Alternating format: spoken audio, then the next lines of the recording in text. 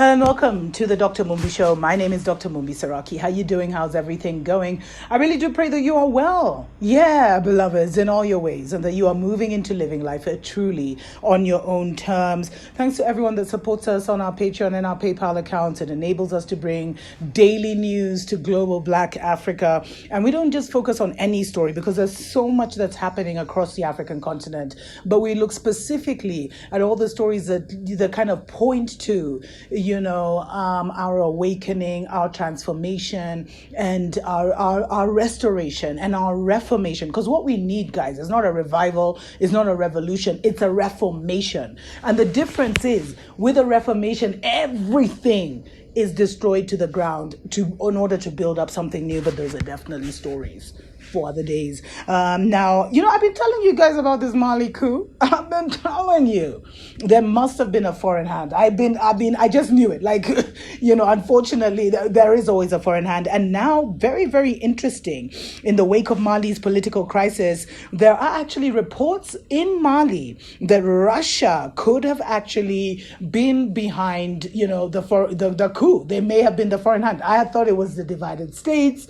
At first, I thought it was France, but when I saw the Francophone nations kicking out Mali, I was like, okay, France didn't have anything to do with this. But there's such a power play across Africa, beloveds. And I'm really hoping that, use everyone, our people will use others to get where they need to. Just like people have stepped on us, use those skills. Because now what is emerging, local media has actually reported that the coup leaders who forced President Boubacar Keïta out of power were in Russia on a training program organized by the Russian armed forces ahead of the military coup. What? You can't make this stuff up. So apparently, this Colonel Malik Diaw and Sadio Camara, believed to be the chief architects of the August 18th coup d'etat, spent a year in Russia at the Higher Military College in Moscow. And when you go to these schools, they also teach you ideologies and philosophies. This is like radicalization. What? Damn. No, but who is Russia? Who does Russia care about? Is Russia for us or against us? Because we've been seeing Russia ever since the first ever Russia-Africa summit last year. We've been seeing Russia. They want to build nuclear power plants across Africa. They're selling us guns. They're just, bending over backwards to also have a big piece of this African cake. But if they're going to be helping us trigger revolutions, that's a whole other level. Let me know what you think in the comments. I'll definitely find you there. So, there's a defense secretary called Emmanuel Dupuy, and an armament consultant at the Institute of Perspective and Security in Europe, actually told Deutsche Welle, which is a German news publication, that Colonel Malik was even confined in Russia in September 2019. What do they mean confined? So they say, moreover, it may be recalled that of the 5 members of the G5 Sahel, Mauritania, Chad, Burkina Faso, Mali, and Niger, 4 of the countries have signed defense agreements with Russia. Revolution is coming. Revolution is coming. And the good thing is, no one is for us, beloveds. We are the only ones. We only have ourselves. But when you see this kind of bickering going on, where now Russia has literally come, because they play chess, they don't play checkers, and literally knocked over both the king and queen of France, in the chess game.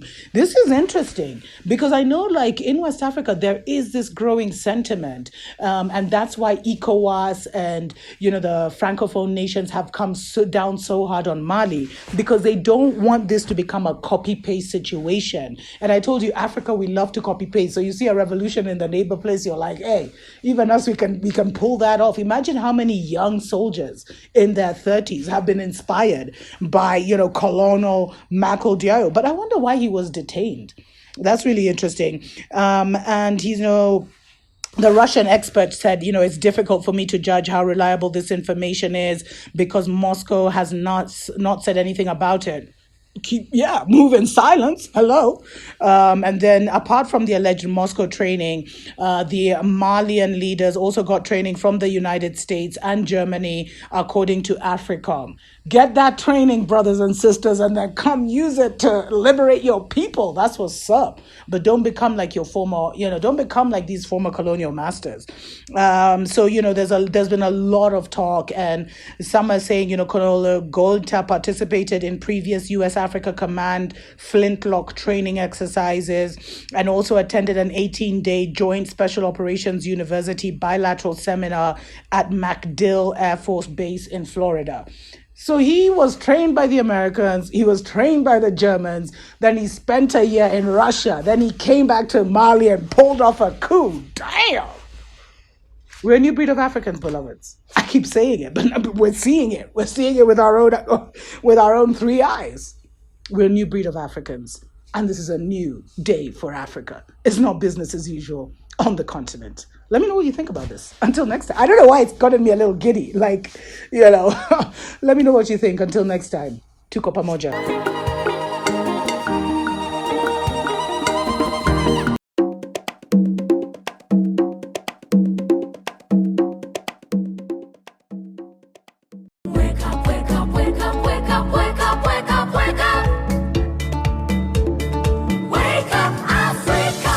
Welcome to Africa Watch on the Dr. Mumbi Show. My name is Dr. MumbiSeraki. How you doing? How's everything going? I pray you're well in all your ways and that you are truly living your best life. Thanks to every single person that supports us through our PayPal and our Patreon accounts.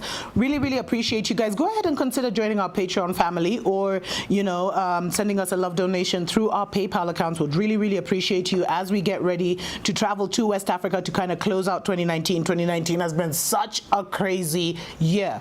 Such a crazy year. Now, the Russia-Africa summit, it's ended, but now is when we're kind of learning of the different agreements that were made and the different memorandums of understanding that were signed between, the 40 presidents that were there and, of course, Putin.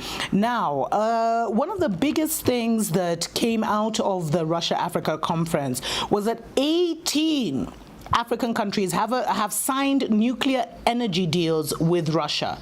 18. So currently, there's almost no nuclear power plant on the continent. I think there might be one or two, but Russia's nuclear corporation, Rosatom, said they signed a cooperation agreement where they would basically be building, constructing the nuclear power plants for various nations, etc., etc. And they are basically on this accelerated drive for nuclear business on the continent. And I think it's very important to highlight the word business. Business. It's a business, because I don't know. People always think it's a free lunch. It's not. Now, of course, because concerns were raised over whether all these African nations can actually afford nuclear power, but I guess that's not even the issue. And, are African nations committing themselves once again to unaffordable debt at our expense? And this is the thing that gets me. These presidents are trooping around the world, signing deals for 25, 35 years, and they only have a 5-year mandate. How is that possible?